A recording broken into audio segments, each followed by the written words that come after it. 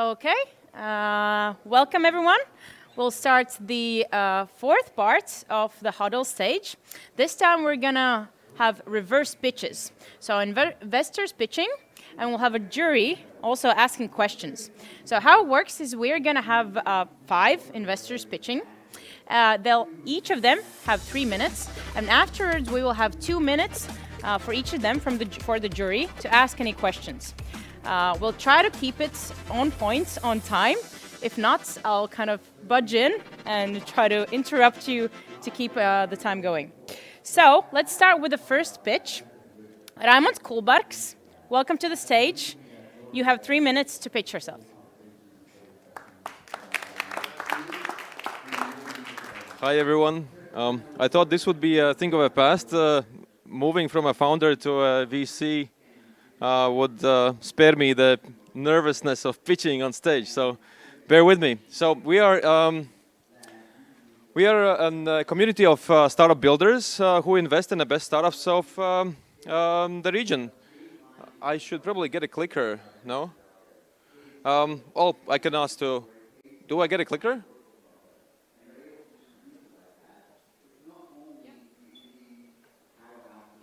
Thank you. Thank you.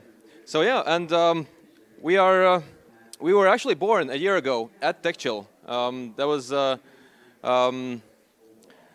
started off with a handful of startup builders who really wanted to angel invest. Myself, I am 3 times founder, did an early exit, went through 500 startups, and a year ago, I was asking myself, what would it be that I want to do if money was no object? And for me, the answer was, I really want to do angel investing. So I decided it's going to be a decade of angel investing full time. And then I was thinking, okay, working backwards, how do I do it? I obviously felt a bit scared, lonely to do it alone. And so I asked all my connections that I had, both from 500 startups and otherwise from other startups who I've built with and known, and they felt the same. They really want to do angel investing, but they don't have the capacity to.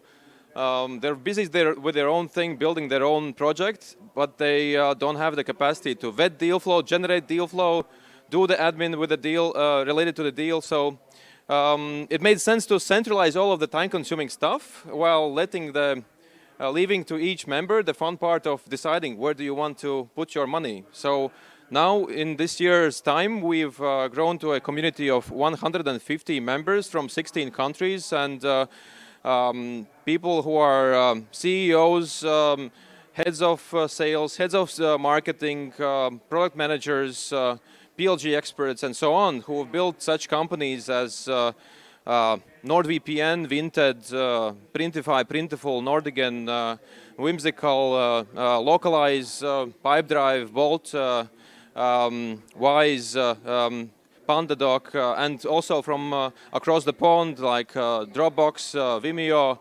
Shopify, HubSpot. So we have you would say we are basically startup builders by day and angel investors by night. And we actually want to be the kind of investors we wanted when we were fundraising, and that means also being helpful to the portfolio companies. And how we do that, we basically collect all the data, what are those superpowers of all our members, and then give that access to all of our portfolio. So they can pick, for my this quarter's biggest problem, who are the 3 people I need to talk to? And we facilitate that process. You get to talk to them, you get to dig deep into that and try to solve that. And how does the process work? We have a 3-step process, and we try to keep it 3 weeks from first intro to a decision. That's BADideas.fund. We've invested in over 13 companies from 4 countries in Central Eastern Europe in this 1 year, deploying more than 1.3 million. So that means on average around 100K per startup. Happy to take questions.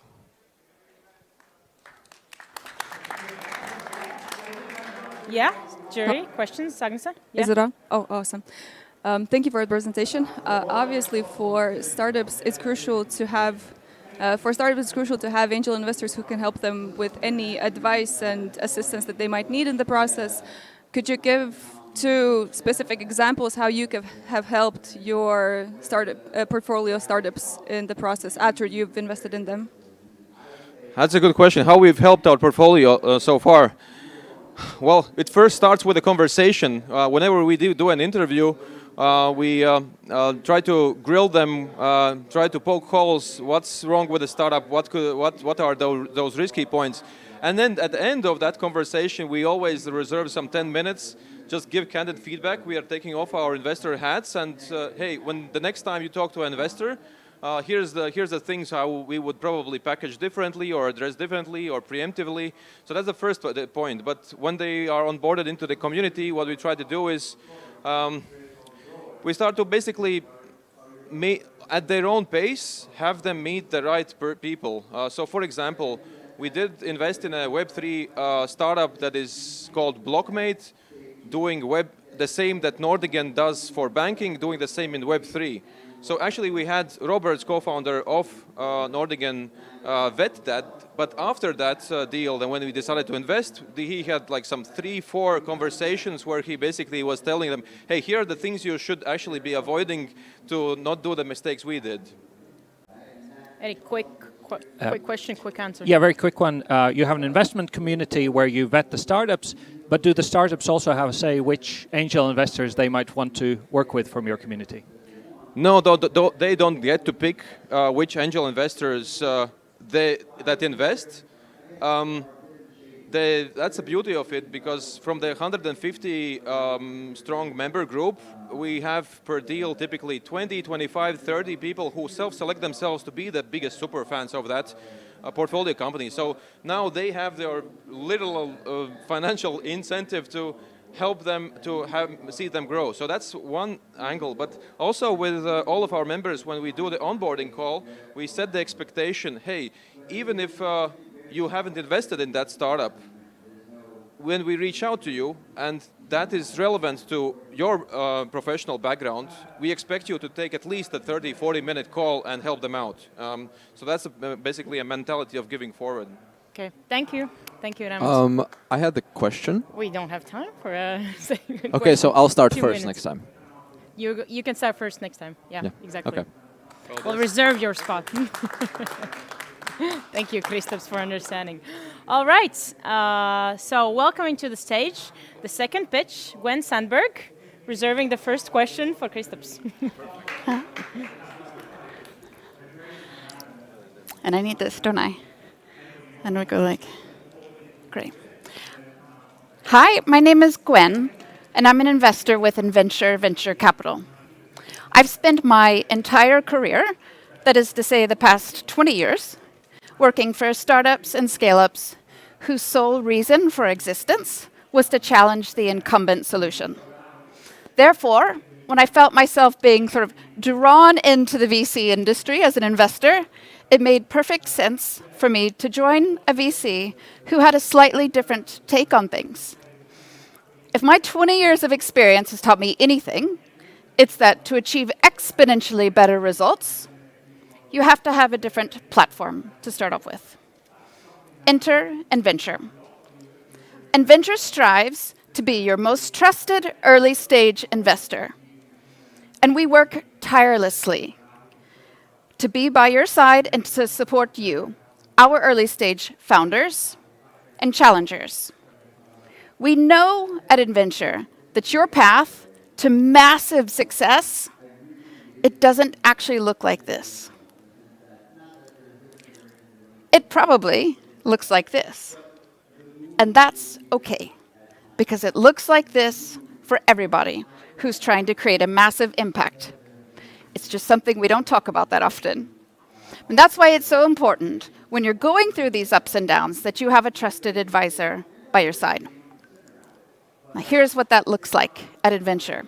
We have a fantastic portfolio of companies. We think that they do quite well, and that's because we give them an unfair advantage. We think that there's 3 things that every company needs to be a huge success. And that's talent, customers, and funding. When it comes to talent, you are at quite an unfair advantage because you're building companies that make an impact and do cool things. You give people a meaning in life, but you need help to corral that talent. We have Tess. Tess is head of talent at Inventure, and she works tirelessly together with our portfolio companies to make sure that they build that fantastic team around them so that they can achieve their success. When it comes to customers, you've got to have customers to reach your revenue goals. You get me and my 20 years of experience doing go-to-market for lots of startups and scale-ups. And last but not least is funding. And here you get the entire Inventure team, who also works tirelessly to make sure that you reach your funding goals so that you can keep on your growth journey. If you think that this sounds good to you and you'd like to hear more, then feel free to reach out to me or my colleagues who are here over the next few days. Now let's go build something great together. Thank you.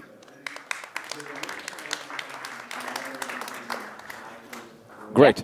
Thank you, Gwen, for the amazing presentation. It was a pleasure to hear you. My first question is, how many, what's the percentage of the startups that you have invested here in the Baltics out of your all portfolio? For our fourth fund that we just raised last year at 150 million euros, we've invested about 20% of that. Of the deals that we've done so far, 20% of those deals have been in the Baltics. All right, and then a follow-up question. Are you leading the investment deal flow here in the Baltics? Or who is leading the investment flow here in the Baltics? We have different people in different countries, so I'm responsible for Latvia. Okay, do you think, what makes you the best person for Latvia? Yeah, I think my experience joining startups all the time, figuring out the way things go, having to make ends meet, gives me a good platform to start on, to figure out how Latvia works, and to build a network, of strong Latvian founders for Inventure. I wanted to ask, obviously when we start a startup, we want it to be a big success, but not everybody is. So how would some startups that have failed would describe working with Inventure, especially in the tougher parts of their journey? Yeah, that's interesting because we're entering a time now where times are a little bit tougher, right? And you're forced to make some of those difficult decisions. Before I joined Inventure, I did a lot of cold calling to ask founders, what they thought. And the one thing that became very clear was that Inventure is there with us through the thick and the thin. So I got fantastic references from founders who felt like, regardless of whether it's good times or bad times, Inventure is in it with us. Maybe a quick one. And just a quick question, are there any specific industries that you focus on? We're a generalist fund. I have a fintech background, so I look at a lot of fintech deals, but as a team, we look at everything. Okay, nice, perfect. Perfect timing, thank you, Gwen. All right. Okay, and the next pitch we have from Michael Bjørnlund from Rockstart. Oh, Michael, I think this should work for you, and clicker.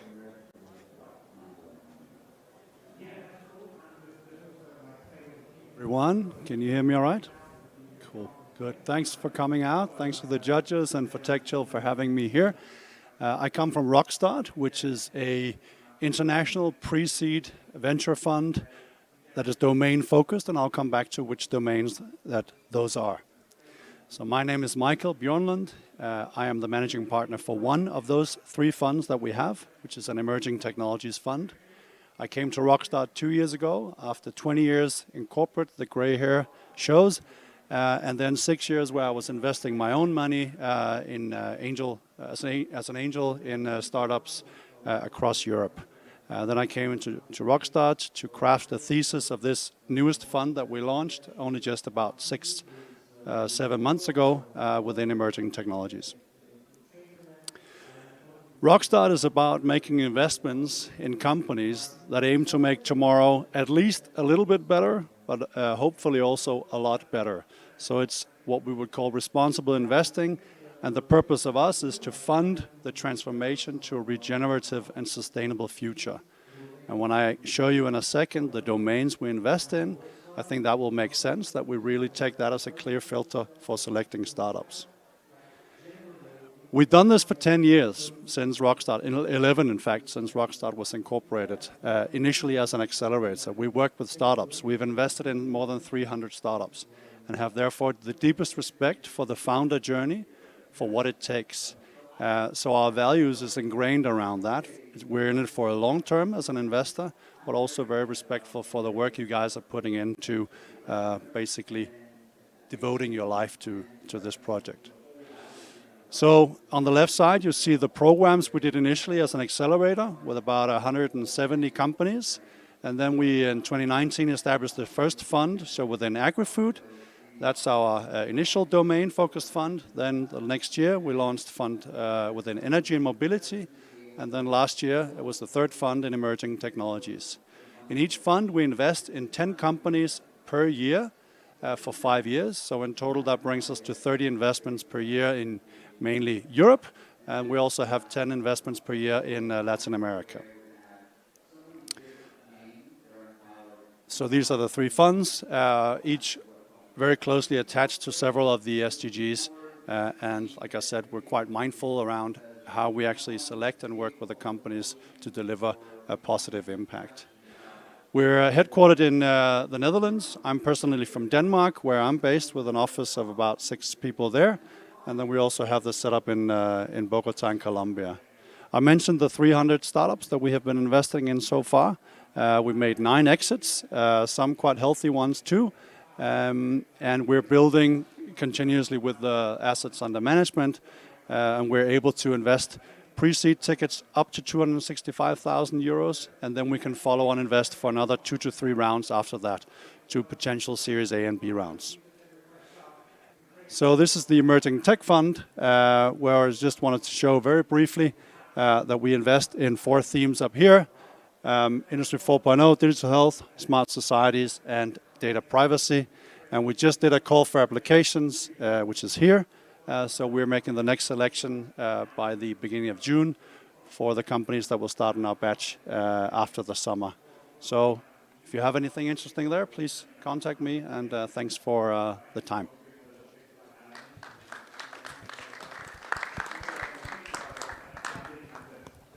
I was actually planning for that. Yeah. So you have an impact thesis around sustainability, and I was wondering, how do you square that with also investing in blockchain, which has a massive environmental footprint? Yeah, that's a good point. I think you can also look for technologies within blockchain that actually makes that more sustainable. And I think with so many things we do in life, sometimes there's a compromise to doing something good when you talk around data privacy solutions. For example, is that more important than the environmental impact of mining blockchain solutions? I don't know, I'm not the right one to make that call, but I think we can definitely look for sustainable solutions using blockchain that has a very positive impact, and then supporting also technology that will make that smarter in the future. Tusen takk for your great presentation. My question is, I mean, you mentioned quite a few buzzwords that you try to kind of differentiate yourselves from other investors. But I've heard these buzzwords over and over again from investors. What's your primary competitive advantage? I would say that's the network of people that we build around these domain-focused funds. So I've heard that too. If you have some expertise around a given domain, you're much more likely, at least, to be able to offer something specific by way of mentors, by way of corporate partners, by way of ourselves, who actually know something about the industry and the business that the founder is in, and you can help give them access, particular advice. At the end of the day, that's also what helps bring customers on board, new investors, etc.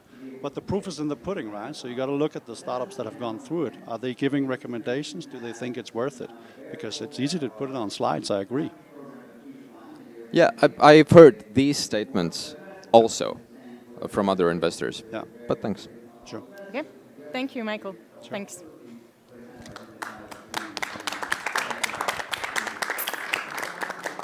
All right.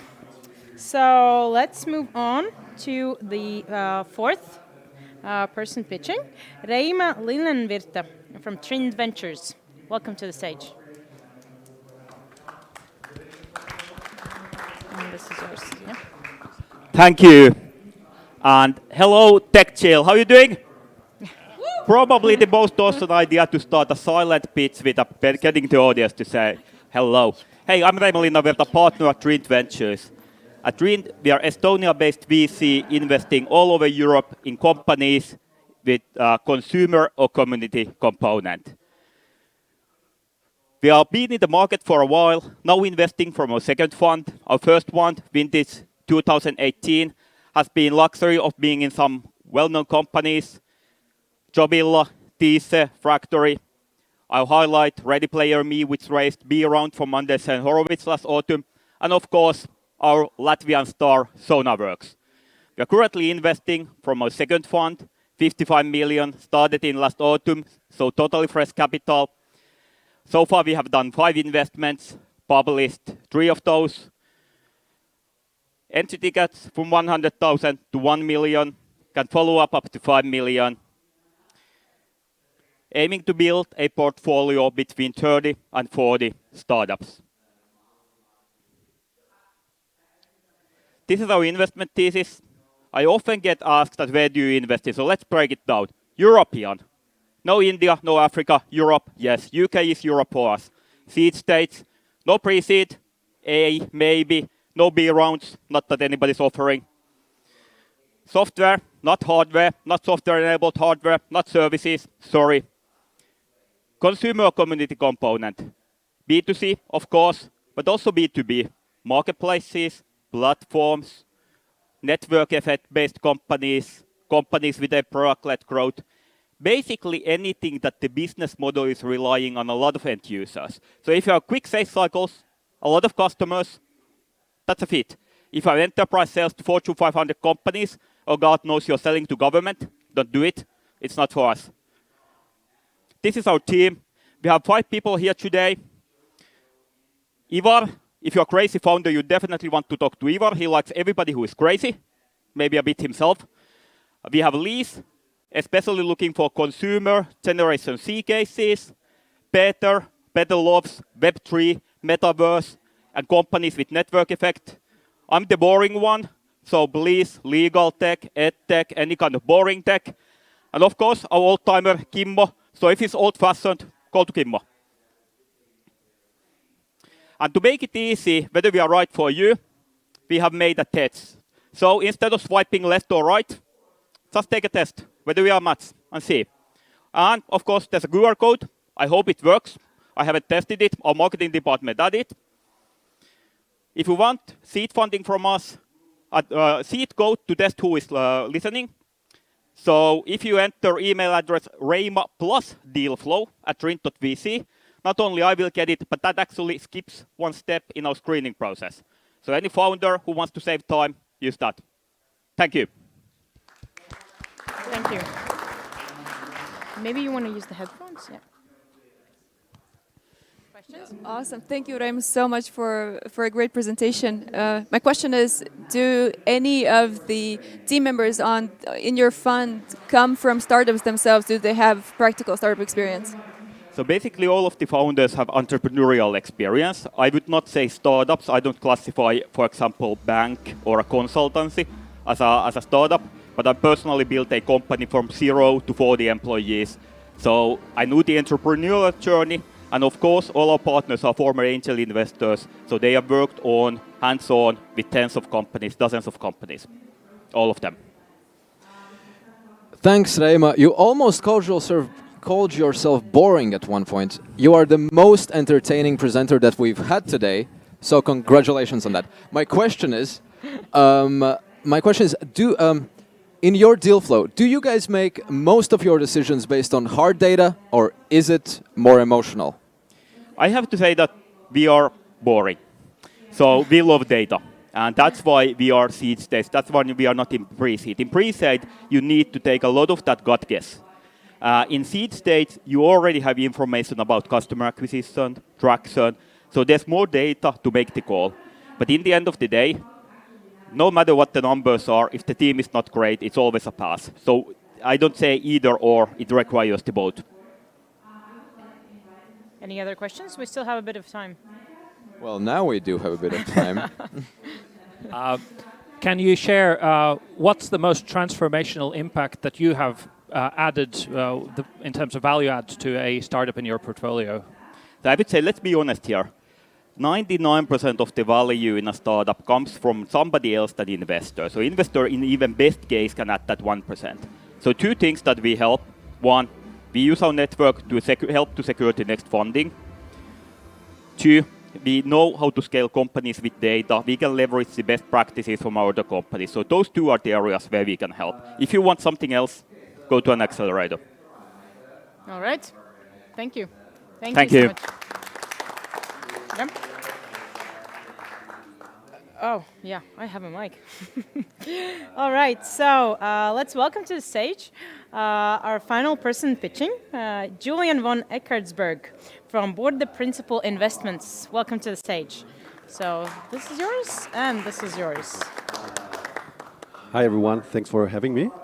I'm the late stage guy here, so I invest at a bit later stage than the fellows that you just saw. Because we invest at a stage when a company is ready to scale. So there's a proven business model, product market fit, marketing channels are clear. So the company knows actually how to do more of what they do, and they've shown that in a city or in a country, and it's really going about going global or to to more of what they've been doing. We invest in everything that scales. So we like platforms, we like marketplaces, and are quite agnostic across what we actually look into. So we're quite even, tech-wise, we look into AI, also cybersecurity. We've done 3 deals. But the key criteria is that there's really at least continental, ideally even global potential for the company. Although we investing quite late, we really take care about the partnership with the founders. In the end, still even at that stage, although we've seen numbers, traction, and everything a bit more clear than probably at an earlier stage, in the end, the founders are still the most important piece in our decisions for investing. I think what sets us apart from many other growth investors is our flexibility. So we're able to invest quite short term, but also long term. We like actually also the long term commitment. So we invested, for instance, in Vinted in 2015 and led the Series B rounds, and we are still owner of that, partial owner of that company. Same holds true with the ticket size. So invest between 5 and 30 is what we say, but also here we've seen 2 million tickets. We've seen also 40 million tickets. Also here quite flexible, just because of our, let's say, LP structure that we're able to provide. And yeah, we invest super internationally. We focus on Europe, we focus on Asia, Australia, and the US. And if you look at how we set up ourselves as a fund, we've got several offices in Singapore and in London, Berlin, and Munich. But we invest as one global team, which is quite different to most funds, which are very local and then basically more of a franchise system. We discuss every idea or every opportunity, and obviously also take decisions as one team, because we see a lot of synergies in seeing what other markets have been doing in trends, and depending on the sectors, there's very often more anticipation by doing this. And yeah, this is our portfolio. I'm not going to go through all of those, obviously. Obviously, want to highlight our 2 Baltics companies, Vinted and Nord, which we are obviously very proud of. And I'm here to add 1 or 2 more icons there from the Baltics. So hit me up if you feel reflected of what I look for. Yeah, I think I'm not alone. There's a few other senior leaders in our fund. And thanks for having me, and open to questions. Thanks. Yeah, maybe we can exchange. Yeah, so 2 minutes for questions. Thank you for the presentation. And my question is, what are some of the metrics that a startup has to at least have minimum met to be able to speak to your fund?